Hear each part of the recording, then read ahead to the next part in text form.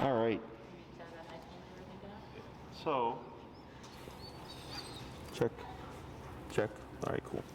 Alrighty. So, recall is very. Hey, Yep. sit. Yep. It's very heavily coordinated. Okay. I use 2 leashes in the beginning, and we can swap out her current leash with this one here, so that your leash doesn't pick up a bunch of fur off the ground. Pretty gross as it is. This part of the floor is just, we sweep like multiple times, and it's just constant fur. Never. Yeah, just doesn't stop. Never clean. So, I was actually watching. I always wonder about like other places, you know, like when they clean and stuff. And then coincidentally, a trainer that I follow on Instagram, they were cleaning their floor, and they had like all these huge dust piles. I'm like, okay, cool. So like, I'm not the only one. Dude, Yeah. okay. You need like 8 Roombas in here. I know. I actually did try renting my Roomba in here, and it got full within like 2 minutes. seconds. Yeah. It's not So we worth can clip it. that one as well, and you can put down the same ring there. Okay, so I'm going to show you a few things. It's going to be a lot to remember. You're not going to remember everything all at once, but as you practice, today it's going to just start to come together. Main thing is when we're working with the long leash, if you hold your remote in your right hand, right, is you'll have the leash over your thumb like this, and then you have your remote here, right? So this is like your neck or whatever. That leaves these 3 fingers free. Okay, you're going to then lay the leash over your left hand like this. Okay, so as Josie's coming towards you, you're going to want to reel in the leash. So what I do is I take these 3 fingers and I just pull it back and throw it down like this. Okay, so don't worry about trying to collect it. If you try to collect it, it gets really messy. Just throw it on the ground. Okay, the reason for doing this here is if you were to hold the leash like this and Josie were to take off, if you hold it, that leash is feeding through your hand, you're going to get rope burn. Okay, and I've had that happen to plenty of clients. So if that's the case, if you're not ready on the left hand, I let this go because she's right here. Okay, so as long as she's not running towards the street and she can actually get to it or whatever, this acts as a lock. She can't pull that out of your thumb. Okay, if you hold it like this, this happens. If you hold it like this can happen. So I always just tell people, lock your leash. You have your remote right here. It's a nice kind of clean system. Okay. Now on the left hand, once Josie arrives and you decide, okay, we're done, you're going to go from this to this to this. Okay, so you're essentially doing the same thing here, but you're doing over your forefinger. So now that's a secondary lock. So we have a 2-lock system here. Okay, so like we do this with the short leash as well. Like if you see my handlers, they'll have the leash like this, and then like this, and they usually walk. So they have a 2-lock system here. So with this, if she takes off and you have it locked, you're okay. She might jolt you a little bit, but she's not. It's not going to just start ripping through your hand. Okay. So we got this. We got this. What we're going to be doing in the beginning is if you pretend I am 30 feet away. Let me have you let the black leash go here. And when I pull here, you can see a bit of tension on Josie's neck. You see that right there? Right? So what we're going to do in the beginning is you're going to be at the end of the long leash. You're going to pull your leash to get a little bit of tension like this. Then we're going to time that tension with remote pressure. Okay? So once we feel that, and it doesn't have to be a lot, it's very subtle, I start to tap on the remote until I see Josie start to make her way towards me. Okay? Once she moves towards you, you then stop with the tension, and of course you'd be then moving backwards and reeling in your leash. Okay? Once she arrives, you would stop. Good girl. You have your leash locked over here. We wait a moment. Josie break, and then she's free to move again. Okay, we're going to repeat that process. This time too. That's fine. So who's going to do the first batch of recalls? I can do it. Okay, so you're going to take the end of this leash here, and Eric will take the end of the blue leash. Okay. So the reason why we do the 2-leash system is at some point Josie might get savvy to the exercise and start to prematurely run. Okay, so this way you're able to keep her with you until she's ready to actually do the recall itself. Okay, and actually let me have you guys slide down a little bit so that this way you have plenty of space and you don't end up hitting that wall right there. What kind of remote pressure should we? What's your number right now? 14. That's usually what we do for like down and stationary stuff. What's her normal level? Like 20. 20, then 14 's fine. Okay. And I'll have you move a little bit more down, like 8 to 10 feet. Yeah, that's good right there. So you got a nice space to work with. And then Should I get treats ready or not yet? you can have the reward ready. So like you can have one in your hand. So what you would do here is once Josie arrives, you would just feed and then start to praise, okay? And then what? Then praise. Okay. Hold on.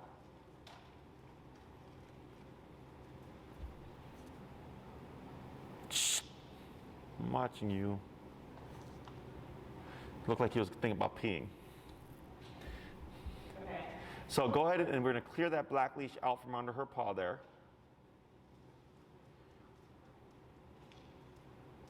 Oh, she's sitting on it too.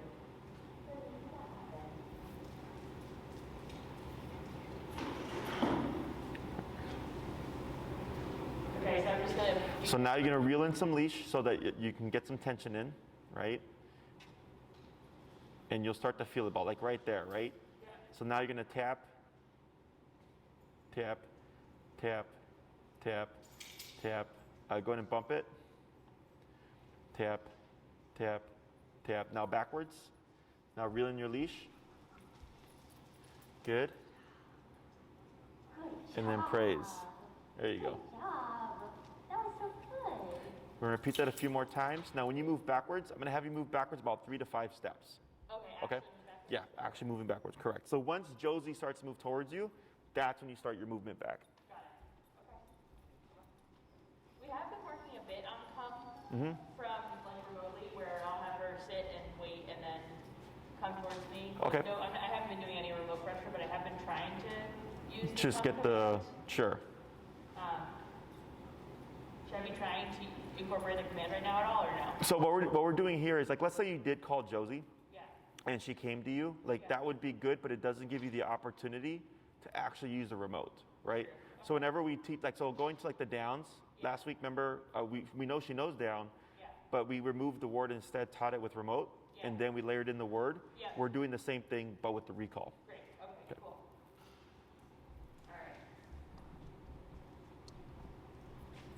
Oh, I didn't even tap. So go ahead and take her back. Should I give her a treat? You can, just to reward her for the return. That was good. And I'll have you say like when you're getting ready to start tapping, so that Eric knows when he's supposed to release. Sorry. Josie's all about this game.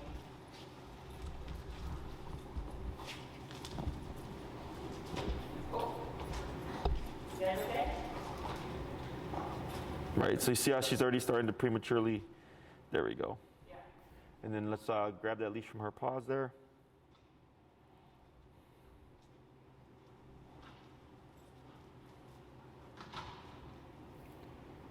So should I wait until she's calm? Take up a little bit more slack because you want to have your tension ready on the black leash.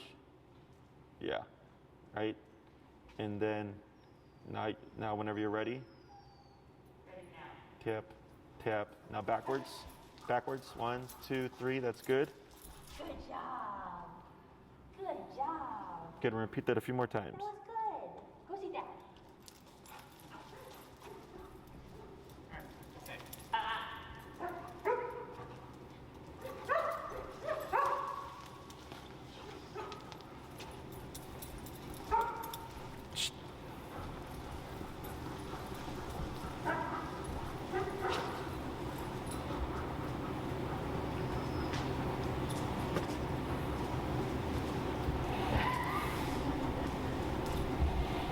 So we should have started herself every time.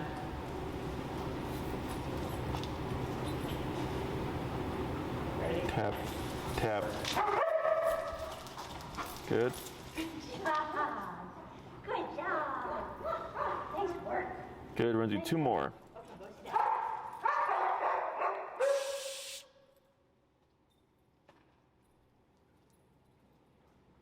Very good distraction. That's good for us.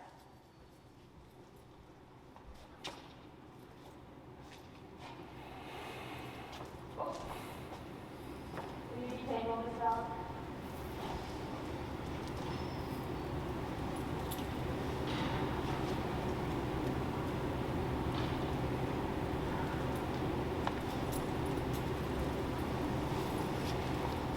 right, hold. Yep, hold.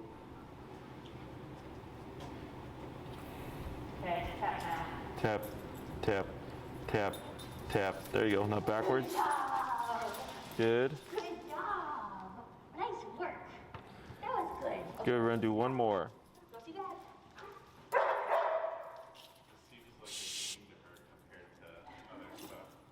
Yeah. Is this energy level okay? It does feel like a game to her compared to some of the other stuff. I'm sorry. I said it feels like a game compared to some of the other. Oh, sure, yeah. Because now that we're adding in food, it's putting her into drive, Okay. right? So like here, see how she's biting at the leash? Yeah. Tap. There you go. Okay. So drive for like a trainer, like we want dogs that have drive because we want a dog that's going to work in front of like a crowd or whatever. Yeah. When working for the average family pet, sometimes it can be hard for them to control the two. Okay. I don't mind the drive here because it is recall. Yeah. So I want a very fast, speedy response. Yeah. The one thing you do want to consider though is, if you're taking that test, is if she's too drivey and you can't control her, it's going to mess everything else up. Because she's going to get so excited, she's not going to hold it down, she's not going to hold the stage, she's not going to hold a sit, she's not going to walk next to you, right? Yeah. So that's where things get a little bit more complicated. For now, it's fine, because then, let's say like prior to the test, what I would tell you is, take her a few blocks over, drill her with just remote to get her in a more disciplined state, and then take your test, and then everything should be fine. Okay?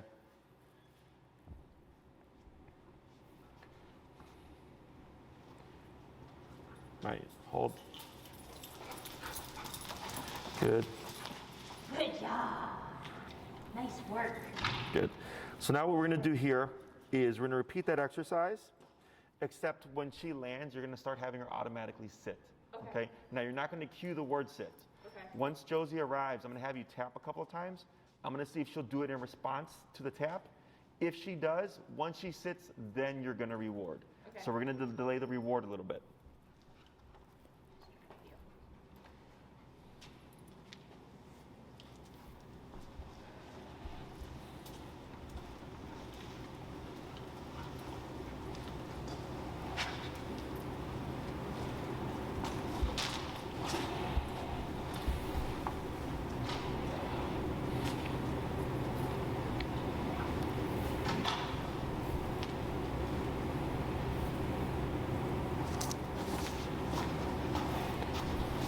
Wait a moment, nope. I didn't Yeah, bother anything. she'll let you know when she's ready. Okay. So let them know. Say something to me. Okay. It's hard for me to. Yeah, I know. When we're doing without the word. So once you're gonna call Josie, just give them the thumbs up and let them know you're gonna start the tapping.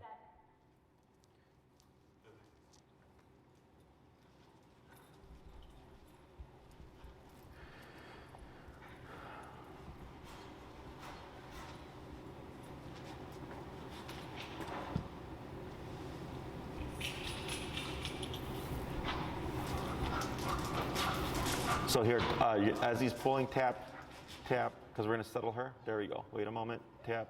Yeah, I don't have any way to do anything other than hold. Yeah. So right there, all we did was, because she started prematurely trying to run to you, is Eric just held her, and when you tapped, you just simply said, "Don't do that right now." Okay. So by him restricting her motion, and you tapping, that's was what ultimately got her to settle. Right? Yep. Tap. Good. So that tap right there is to get her to settle. Can you flip the leash over to front? Sit. Good.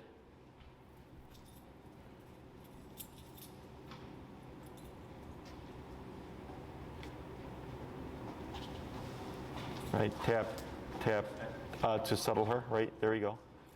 I haven't done it yet. I'll let you know. Premature every time here.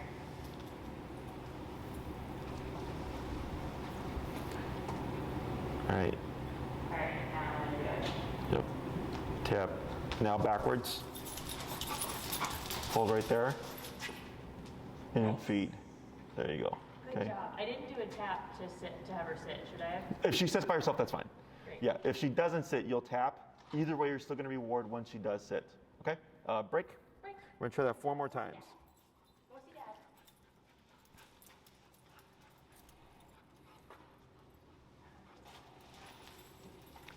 And then, whenever she starts to get jumpy like that, you're gonna tap, okay? Got her. Yeah, This time I got her. it's hard not being able to tap myself right now. Yeah, it's like feels a bit disconnected.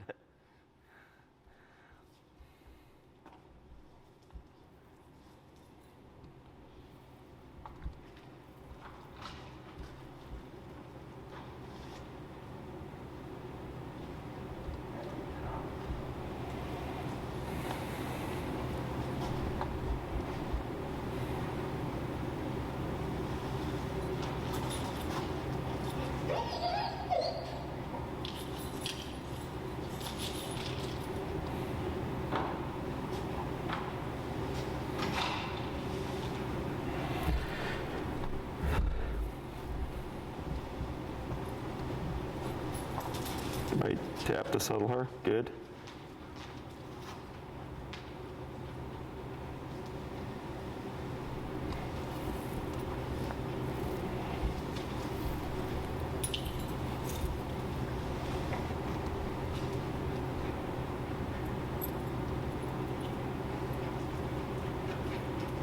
Good. No. Good. Good. And praise. Good. That was good. Good. We're gonna try 3 more. Ready? Yeah, let's go see Dad. Can you signal with the thumbs up? Okay, yeah, that's sounds good. That's what I will do. Oh.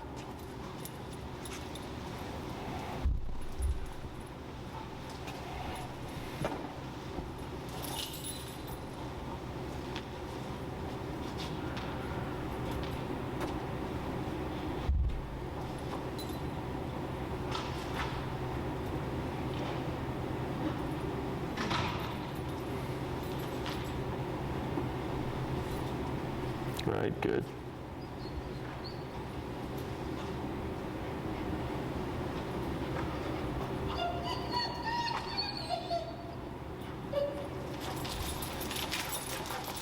Good. Good job. Good. That was so good. That was great. One more time. Let's go see Dad. Good. Go see Dad.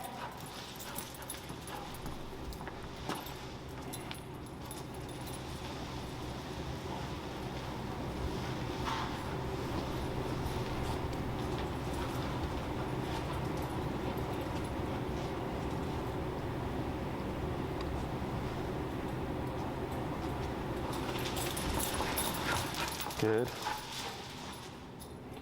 Good. All right, so what we're gonna do is we're gonna swap handlers here. We're gonna pick up from this exercise, okay? So I'm gonna have you do the 5. And then after we finish that last set, we're gonna start adding in the word come. It'll help make things a lot more easier, okay? We're actually, my bad. We're gonna flip things and then we're gonna add in the word come. But we're gonna pick up at that same spot.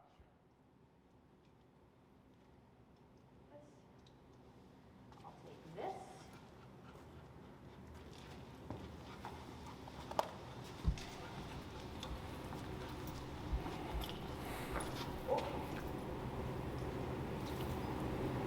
Good job. Good, go and go a little bit further down so you have more space to back up. There you go. That's better.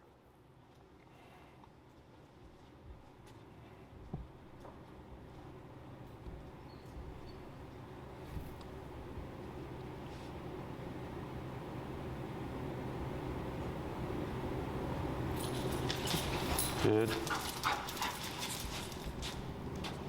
Good. Yes. Good girl. Break. Break. Good. We're going to do 4 more times. Come on, good girl. Good job. You have leashes everywhere. Yes. That's good.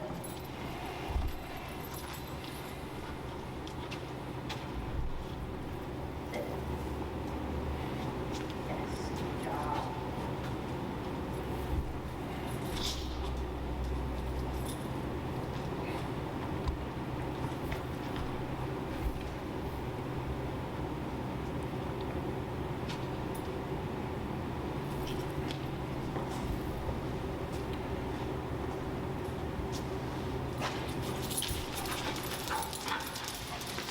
Good, hold right there.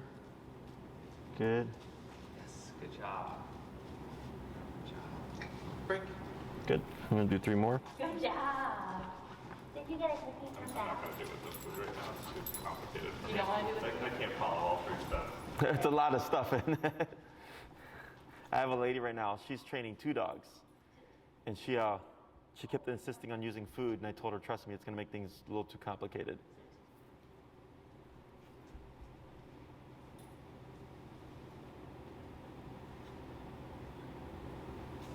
Tap, yep, good. Not good job with the leash management. Good, praise. Good job. Good girl. Okay, break. Good, we're gonna do a couple more. Come here, good girl. Hey, good girl. That was good. So this is the process, right? You can do it that way. Yeah, I do it over my hand, and then yeah, you just wrap it once you're done. For me, that's the easiest.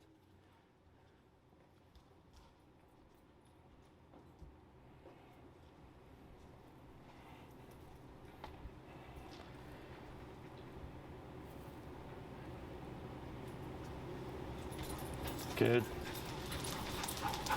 Right there. Good. Praise. Good girl. Break. When you practice with her, were you rewarding her from the front? Yeah. Okay. That was what, 4? So we need 1 more? Okay.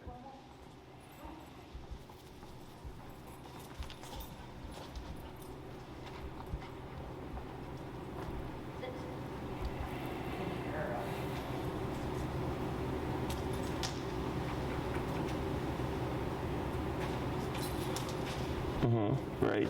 Good. Settle her. That's good. Oh, no. Oh, dear.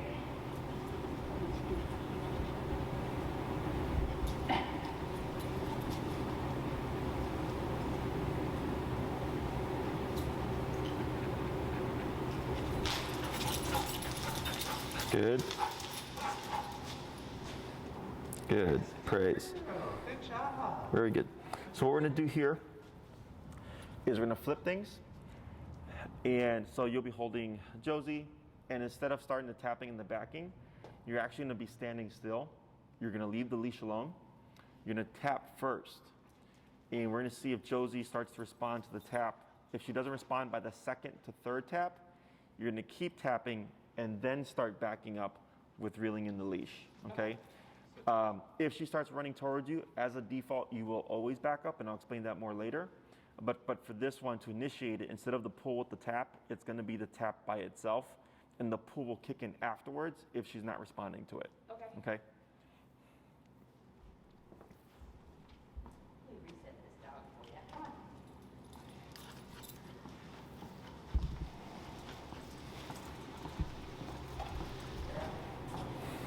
Come. See?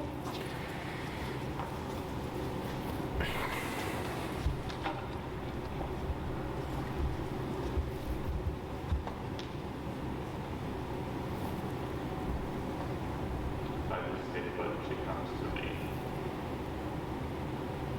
Correct. So what you're going to do here is you'll start tapping, right? If by the 3rd tap we see no response, you'll keep tapping and then back up with the pull. There we go. Now back. 1, 2, 3. That's good right there. Good. And praise. Good job. Add a girl. Good. Good. And then break. Okay, break. Good. We're going to repeat that 4 more times. You gonna come with me? Come on. Come on, you come.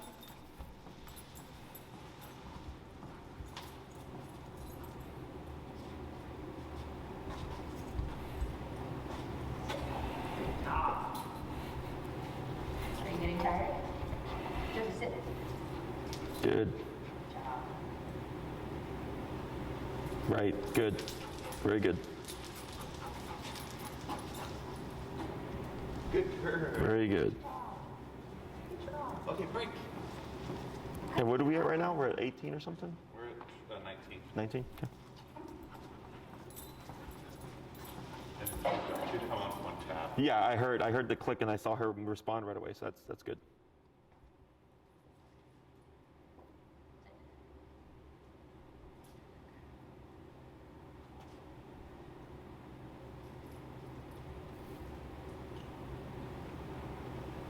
Right, good. Now back. 1, 2, 3. That's good. Tap. Wait a moment. There. Now here, I'm going to have you correct her up into a sitting position. And then when you, so here, what you're going to do is back up, tap, reel in your leash, tap, tap, yep, keep reeling, tap, tap, tap, tap, tap, tap, tap, keep reeling, tap, tap, tap. Back up, there you go, hold right there. Wait a moment. Tap, tap, back up, tap, tap, tap. Good, hold right there. Tap, tap, tap, tap. Good. Now praise. Good job. That's a hard one. Good. So if you correct her from an auto down, or whatever that was, right? You don't want to cue the sit. Okay. Instead, you would tap and then grab the leash with light pressure up to prop her up. Okay? Because then you're just, what you're doing there, if you say sit, is you're just restarting a command. So then it becomes a sit and it's not the recall. And we want to dissuade her from laying down. Okay. So you would tap as a correction, teaching her like if you lay down, there's an automatic correction. You always want to sit instead. Okay? Break. Break. Good. We're going to try 2 more. Then we'll give her a break and I'll talk about a few things and then we'll go on to the second half.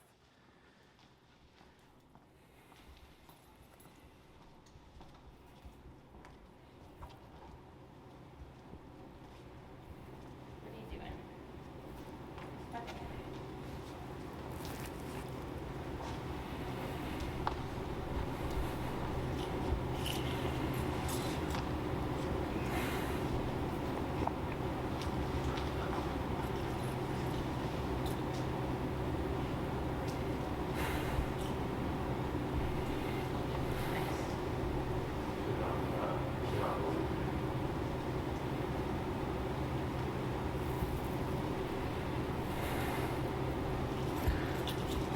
Good. Yep. 2, 3. Hold right there. Let's see what happens here. Tap, tap. Now move backwards. Tap, tap, tap, tap, tap, tap, tap, tap, tap. Keep reeling. Tap, tap, tap. Good. And I would bump the number 2 for the next few. Tap, tap, tap, tap. She moved the collar around. There she goes. It can also be just from her, yep, tap, good job. There we go. From all the running around or from, now she's getting a little bit tired, Yeah. that she's needing more power to get through. Yeah, this thing's pretty snug on. It's still okay. Are you becoming resilient?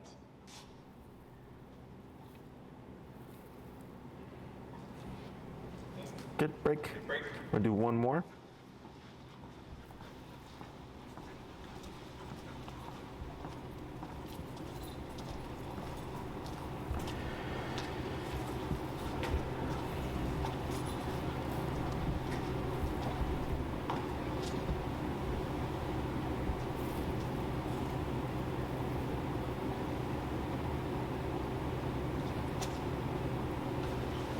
Good. Hold right there. Tap, tap, tap. Now back, tap, tap, tap, tap, tap, tap, tap, tap, tap. Yep, tap, tap, tap, tap, tap. It's okay, work her through it. Tap, tap, tap, tap, tap, tap, tap, tap. What's her number currently? 41. Huh, tap, tap, tap. Yep, tap. Hold right there, almost. What I'm gonna have you do is turn towards her and you're gonna move back towards that green painting there. Tap, tap, tap, tap, tap. Good, hold right there. Wait a moment. And what you do is just step on leash, or yeah, that's fine. Tap, tap, tap. There, and praise.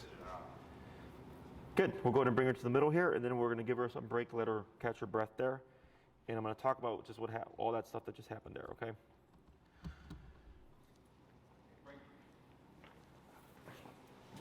What did you end up on? 46. You're on 46? Okay.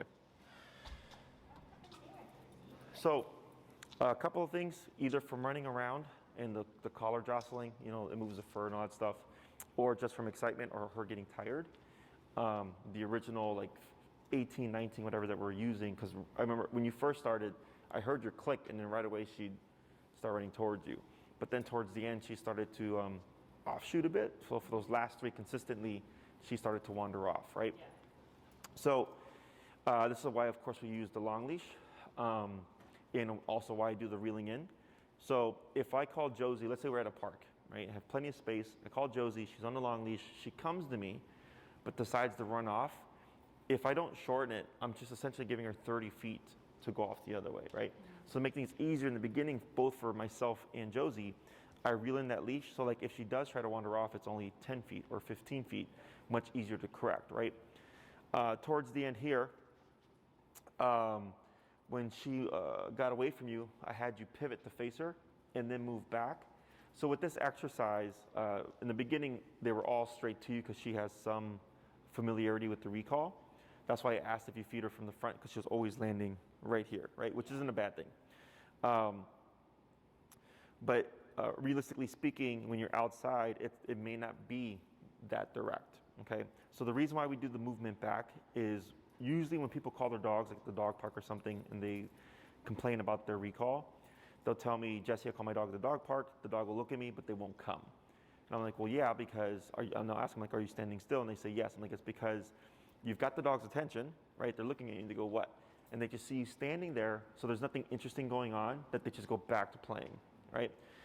And then they'll say, like, if I try to leave the dog park, then my dog will come chase me because they don't want me to abandon them. And I'll tell them the dogs don't think that way. Now, like, now the reason why they're coming to you is because now you're moving. Now you're giving them something to attach to. So with the recall, when you tapped her, so we started with the pull and the tap, okay, because she's going to need directional pressure to tell her this is what you need to do to turn this off. Your movement back then gave her a target, something to move towards to, something to attach to, and of course the reward at the end. Then on the last few, we flipped it, and I said, now you're going to start tapping first, but you're not going to pull. Because if we always pull, that becomes necessary for her to be able to return, right? And we want to remove that because you're not always going to have something attached to her. You're only going to have the remote. So then we start tapping first to see, will you respond only to the tap, okay? And she did, and then you moved backwards, and I had you go back 3 steps, and then you would stop just to trigger the whole attachment thing with the recall. And when she landed, good girl. So when she starts to make mistakes and wander off, you'll always be facing Josie, but moving away from her. Okay, so here she's that way, and I go this way, right, Josie, come, like this. If she were to overshoot it and go that way, I would pivot. Now I'm facing Josie, I'm pulling, tapping, now I'm moving this way. If she goes off and goes that way towards you guys, I would pivot to turn that way and backwards tap and move away from her, okay? So you're always facing Josie, but always moving away from her, okay? Even if a dog, or like let's say she were to move, run away from you, especially now when she's on the long leash, you want to get used to that movement back. Everybody's instinct when their dog runs away is to chase them. You know, it's the first thing that people do, and chasing them actually makes them run away more, okay? Either because they think it's a game, or because now you're putting pressure on them, and the dog doesn't like something running towards them, and it pushes them into flight mode, okay? So we're always moving away from. At the end, she started to get a little tangled, right? And I said, keep reeling in, keep moving back, right? So, and she wasn't tangled that bad. So with all my training, I always think and train for realistic scenarios, okay? One of the most common ones is dog runs away, either because of a firework, chasing after a squirrel or rabbit at the park, and then squirrel runs across the street, or running towards the street, you know, something like that, right? There's gonna be a lot of other things involved in that moment, a lot of distractions, and if I'm practicing with Josie and for whatever reason she gets tangled, and you saw her biting at the leash, that was because she was frustrated, right? She didn't like this thing at her legs, and it was bothering her.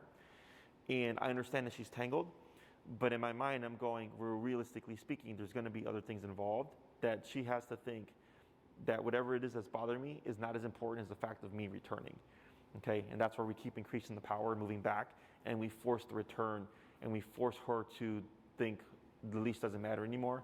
I just need to go back, which would actually ultimately just alleviate the leash pressure anyways, because that's why she's caught, right?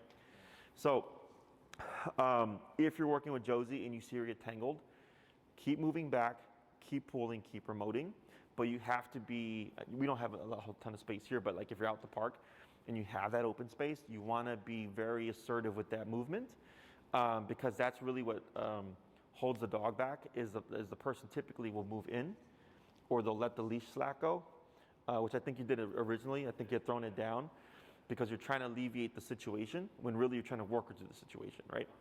So then I keep that pressure on, and I keep moving back, because if you stall or if you wait it out, you're making it harder for her, because then she's going to stay stuck in that position, right? But if you keep moving back, something's got to happen. So then once she decides I need to move, all that stuff goes away. She goes, oh wow, the leash, the e-collar pressure, and all that tangle stuff that I had going on all went away as soon as I decided to go return, right? So it adds to her incentive to want to complete the recall. The other thing is, a lot of people tend to panic when they see their dog get tangled.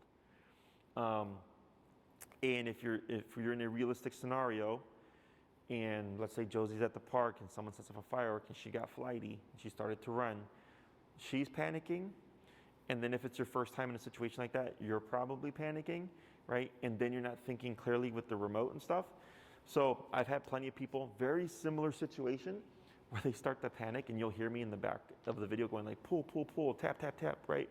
And I'm yelling instructions, and they're doing everything completely opposite to what I'm yelling to them, because they're so stuck in the moment and they're panicking that they're not thinking clearly. They're not thinking to listen to my directions, right? So then afterwards, I always talk to them. I'm like, how did that feel? They're like, oh, it was stressful. I didn't know what to do. I'm like, well, I was yelling instructions the whole time. They're like, I couldn't hear you. Like, I was just so caught up in the moment. And I'm like, welcome to real life. I was like, and this was simple because your dog is still on the leash and your dog was simply tangled up, right? But because people care so much for the dogs, it becomes a thing, right? So, but I've heard many stories from clients throughout the years of like, you know, my dog took off with this or that or whatever. It's a completely uncontrolled environment. And I just had to like 127 and I had to just think on the fly. And that's how that works. So think of it as a controlled context, right? She's tangled up. She might be panicking. She might be yipping and yelping out of frustration because she doesn't know what to do. She's tangled up, right? But as long as she looks safe, I force that return, okay? Because then what you're doing is you're setting that foundation down. So if there were to be an actual emergency that's spooking Josie, it's very similar. You know, whether it's her being tangled up in the leash and getting too frustrated or her running away from a firework, the state of mind is the same. The dog doesn't know the difference between like, oh, it's just a leash and it's just wrapped around my legs versus, oh, I'm running away from this thing that exploded. It's the same mental state. So then once she's already worked in a state of panic and completed the task, if that were to happen again, much easier, okay? That's why I always tell everybody, you know, work your dog through confusion, work your dog through panic, keep the pressure on, because that's when something happens, it's gonna be very similar. So if the dog's already done it, and I get dogs that panic with just like the down. You know, it's a very simple thing, and they'll be like twisting and jumping around and stuff, and I told them to work them, because once they learn, as soon as I just respond to pressure and they complete the task, everything goes away and the panic resolves. Okay, so then it helps the dog in an emergency situation. Also helps you, because you know you're not going to be thinking clearly, and I've heard it lots of times. The one thing I will say is I did have someone tell me they were working with their dog on a recall, and the dog was playing with a bunch of other dogs, so they had the long leash dragging, and the leash wrapped around the leg several times. And then if something happened and got caught and it broke the dog's leg, okay? So do use, you know, your better judgment.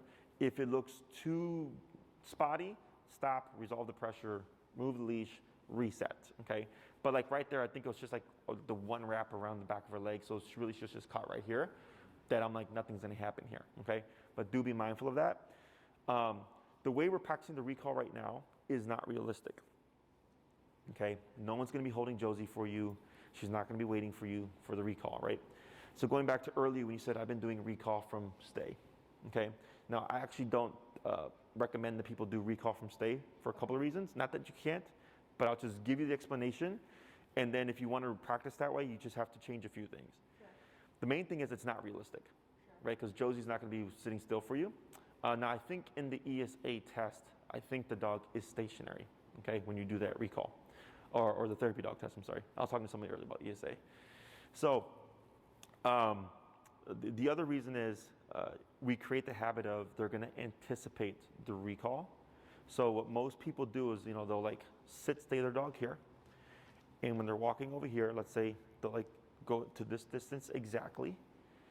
And then they always call the dog on the first time, okay? And they do it very quickly. Is the dog learns that pattern, right? The dog learns sit, stay, come, right? Especially if you do it very quickly. So I had a lady that she told me that her dog was psychic. And she was like, I'm doing the sit stay. She's like, I'm doing the random walkarounds, and the dog always knows when I'm gonna call him. And I said, show me. She sit stayed the dog, and when I told her to fix the problem, because almost everybody will always turn around at the same spot and call the dog immediately. And that's the problem, because the dog predicts that, right? So I go, if you're gonna practice from a sit stay, it's okay, but randomize when you call the dog. So if I walk away and I turn, I'll wait. Then I might walk over here, then wait, then walk over here. I'm randomizing at what point I'm gonna call them, okay? That's one thing. But then what she was doing was she did all that. And she's like, but the dog always knows, because by the time I go to call him, he's already returning. But what she didn't know was that when she was gonna call him, she would always turn and do this for all of the kind of fake outs, right? But when she was getting ready to call him, she would walk away and do this. That was it. She would dip her shoulder, okay? But every other time, very stoic, very upright. And the moment she was getting ready to call him, she'd walk around and do this. So little things like that, you don't know that you're doing, but your dog will read, okay? So if you're doing the stationary position to the recall, I would just suggest that you randomize at what point you call her. Change up the distances that you're walking from. Don't always walk to a specific point. You said you have a 20-foot leash, so you could walk 10 feet away, 12 feet away, 5 feet away, 20 feet away, 18 feet away. You're randomizing where you're gonna go, and then also at what point you're gonna call her. And then sometimes I don't even call the dog. I'll walk right back to him. Good dog, break, and do something else. So they don't always think every time you call me, every time you stay me, you're absolutely gonna call me, okay? So dogs are very good at picking up patterns. So that's what you just wanna be mindful of. I would say that most of I've been doing the come from a stay a few times, probably like just over the past week. Mm-hmm. More common what we've been doing is like going to dog parks with like a forest preserve or one of the big, or like even after a park where there's a lot of dogs, and just like have treats in my hand, call her whenever she comes. Usually while we're in motion too, and it's like she's off doing her own thing, free to roam, and then we call her and are moving. Gotcha. Yeah, what does happen, especially if we're in like after park where we're not like on a walk together and we're going somewhere and there's dogs around and she's free to roam and everyone else is. Especially at the park, what will happen often is she'll like overshoot me, like she'll come. And I was watching videos that were like praise the moment that she like turns towards you and starts to like come. So she'll like overshoot me and then keep running to the next dog, and then like it'll be all, like she won't even come for the treat. She'll just like keep going. Sure. So she turns for the command but doesn't complete it. Yeah. Yeah. Okay. She basically says hello and then goes back to the show. Sure, yeah, the flyby. Yeah. So this is gonna fix that, okay? So the flyby is not anything that we want.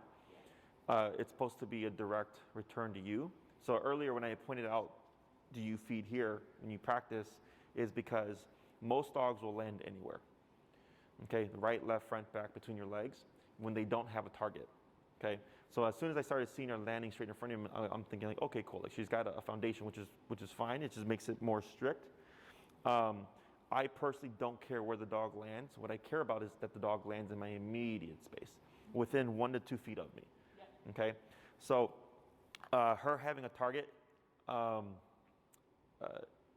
if you want to keep that specific here kind of position, you want to make sure in the beginning that you're always feeding it. Okay, but not having the food ready for her, you do the command, and once she lands in that position, then you begin to feed with that with the food.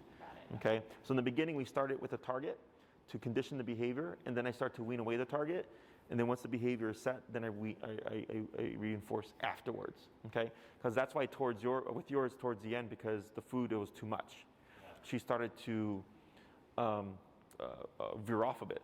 She wasn't consistently here. Does that make sense? Yeah, because I wasn't. Exactly, you weren't reinforcing that. So then she started to lose that behavior. So then once you get comfortable with everything working at once, then you can just start reinforcing that positioning, and then it'll clear up no problem. The way I suggest practicing this is kind of like what you were saying. You go to forest preserve, she's running around and stuff. I know you've had good success with her returning to you, but you can't gamble the flybys. Okay, so what I would do, or what I would change, is like, let's say you go to the park, I'm gonna have Josie be free to practice recalls, is I leave her on the long leash, and I hold on to the end of it, and I just walk through the park, right?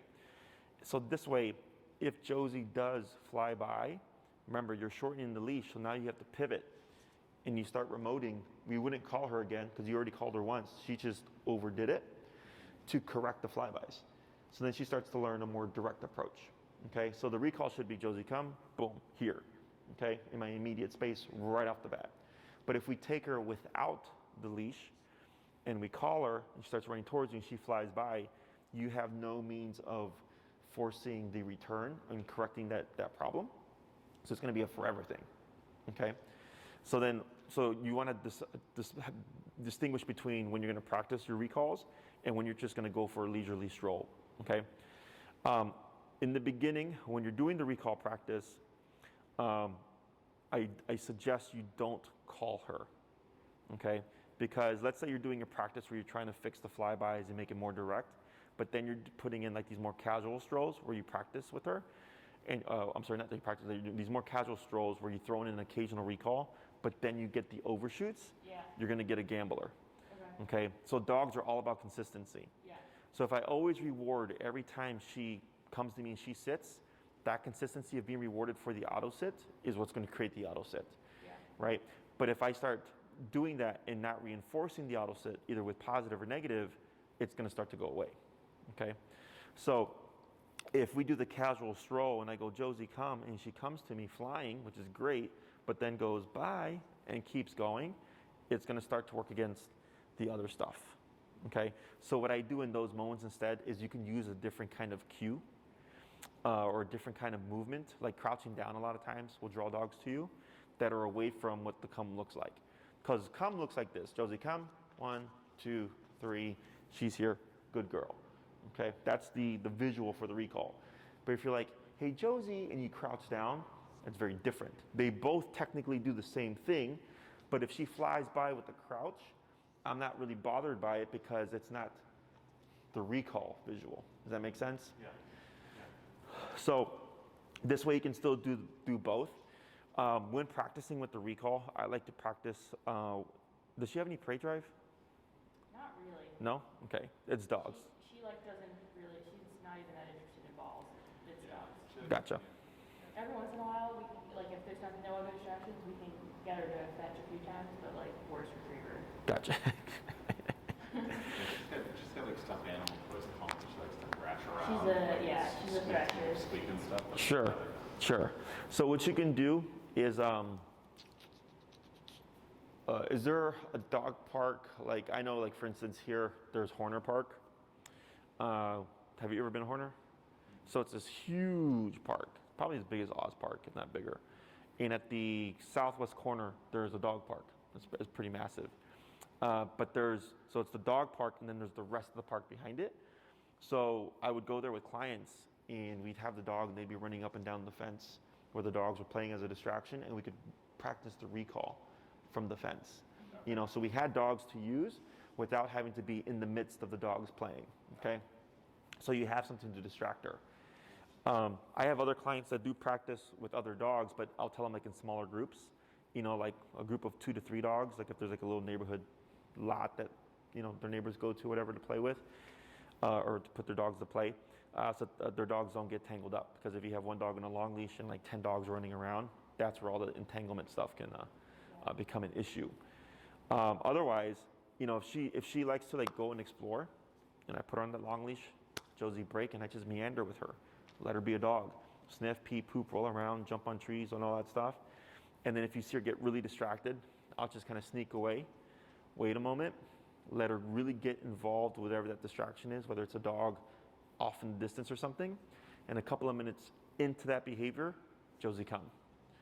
And then I issue the recall, okay? So like, do you guys know Gilmore? Oh, you're talking about the other Gilmore, I forgot. Maddie, there's 2 Gilmores, yeah. There's the Pity Gilmore, the Pity Mix Gilmore, and then there's one that looks like a Rhodesian with Matt, and I think it's Lindsay. Oh, we haven't met them. You haven't met them? Not yet, Okay, but so I know who you're talking about. so their dog Gilmore has crazy prey drive. Like he's crazy for squirrels. And I actually put them on my Instagram, a short little like. I think I saw that. Yeah. You guys in the park. Yeah, exactly. So his dog, so you see Gilmore where Matt goes break, and Gilmore just books it after a tree because he saw a squirrel up there. And he makes it to the tree, he's like having a little bit of fun, and then Matt calls him. Instant return, and then I told him release him again, and he released him, and then on the pursuit back to the squirrel, I said call him. And then he called him, and he just right away U-turned and came right back to him, right? So we were just at Oz Park taking advantage of all the squirrels and using that to practice his recall in a realistic scenario, right? So that's what I like to do as much as you possibly can, is you can go to a park and just let her wander. If she doesn't have prey drive, it's fine, as long as she's exploring away from you. Yeah, she's pretty sticky, to be honest. I think even if we move at all, she stays within, 20 feet of us probably most of the time. Sure. Even if we're standing around, like she doesn't go very far. Mm-hmm. It's really only dogs that she gets hyped about. Would you agree with that? Yeah. I'm trying to think of a scenario. Maybe we call Maddie and be like, let's. Oh, sure, yeah, with Rudder or whatever. Like, Yeah, Tangle. Probably our closest friend, like in proximity. Mm-hmm. And we're friends too. Yeah. I'm just trying to think, like the only realistic scenario I can think of is like we go to Eckerd Park or whatever, and it's like a dog free for all. Like it's a big open area, so they have like whatever people will be like picnicking or. Is that on Chicago? Yeah. Yeah. I know that one. Yeah. Yeah. I've been to that one. Yeah. Yeah, it's like at like 6 p.m. is like the dog happy hour. Yeah, it's not actually a dog park. It's a couple of baseball fields, but Yeah. I know what you're talking about. evolved into like a off-leash dog hang area. Sure. So I was working like a lot of the clubbing stuff that I was working on before was like we'll have the dogs in the distance, and she was pretty good even last night doing some of that stuff. And then some of the random stuff if she's like playing with other dogs, I've been doing some of that come work. Gotcha. Never with the e-collar and never with like a long leash. Long leash. Yeah. Yeah. So for me, there's phases. There's the long leash phase to the long leash dragging to no leash enclosed area to no leash unenclosed area. Okay, those are the phases that I give people. Recall is the one command that takes everyone the longest to teach because it requires you to go somewhere to practice. So if it's convenient and you have a park like right there, like awesome, right? But then there's also the fact of your obedience is only as good as the environment you practice in. So if you always practice at Eckerd Park, she'll be amazing there. But then you go to Oz Park and then all of a sudden not so amazing, right? Because different environment. So I always encourage that you do try different areas. And again, the reason for that long leash is just to guarantee I can make a return no matter what's going on. Yeah. Especially when you're working with distractions. Because the moment you give them, so negative has a tendency to push dogs away. Okay, so if I had no leash on Josie in here, and she was wandering around, and I started remoting her to get her to come to me, she'd most likely go tuck in the corner, because she's trying to get away from it. Okay, so we use the leash so that we can teach the dog, don't ever move away from it, always move to me, right?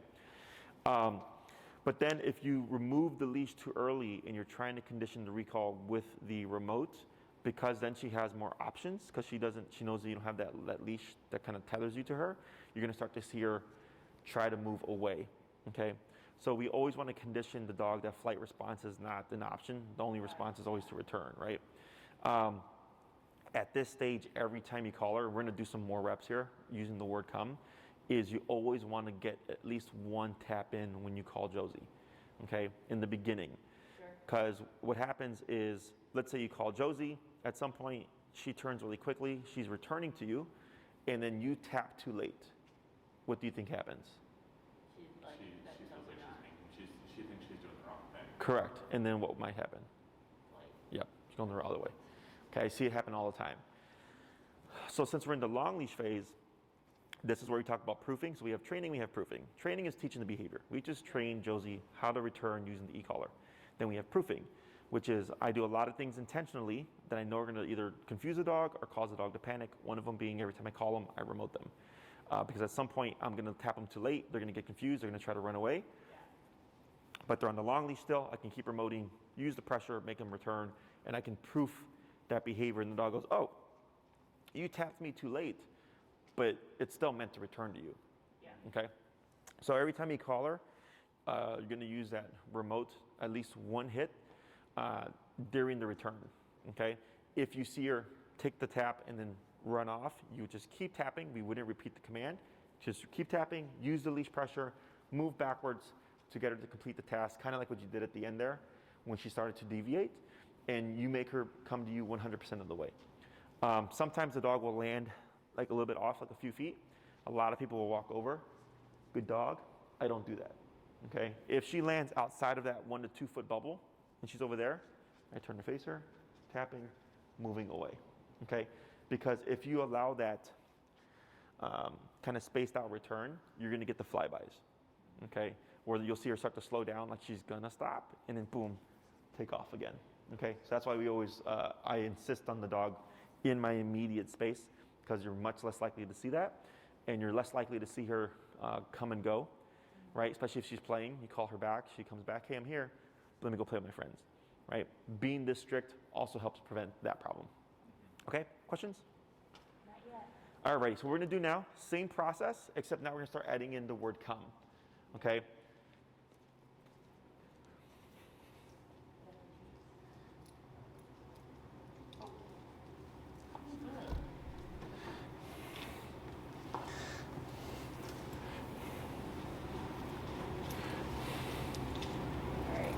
Going with you? Yeah.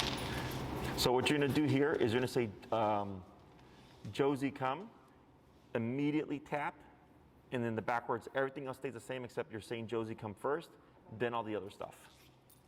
And we'll do a couple of reps. I have a 1250 Zoom. Okay. Where'd all the dogs go? We put them in the back for a little break.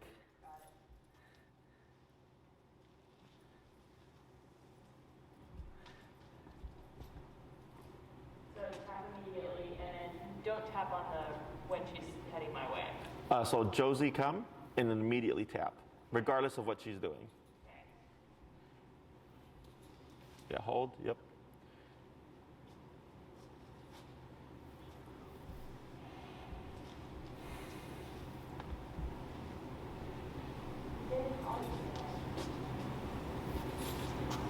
It's because you're moving backwards. There we go.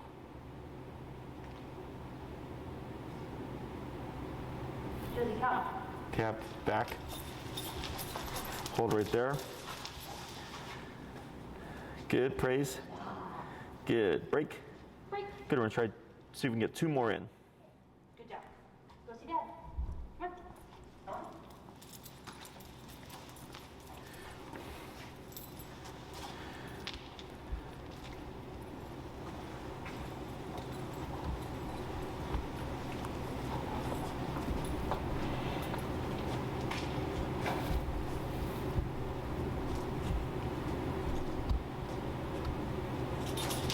No.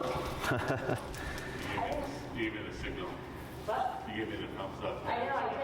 I was going to say come after. You can just, yeah. Well, just maybe Yeah, my I'll signal just Yeah. Yeah, no need for the sign language now. We got the verbal cue. This is the most coordinated and confusing command. Yeah, I'm definitely not one of the pat your head while rubbing circles on your belly. Come on. Up.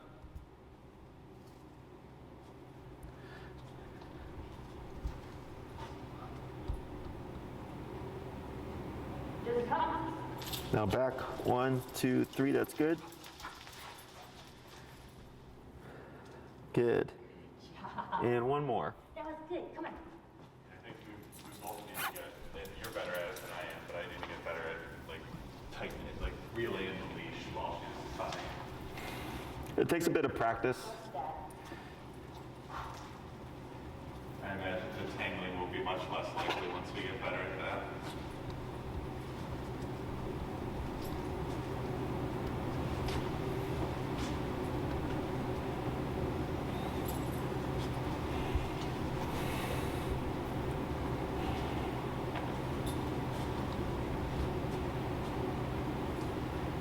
Good.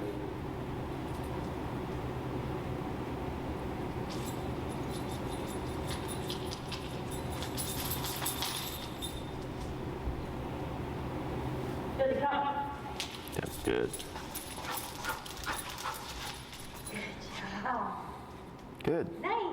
That was good. That's so good. You got that sit. All right, guys, I have to head out for the Zoom here.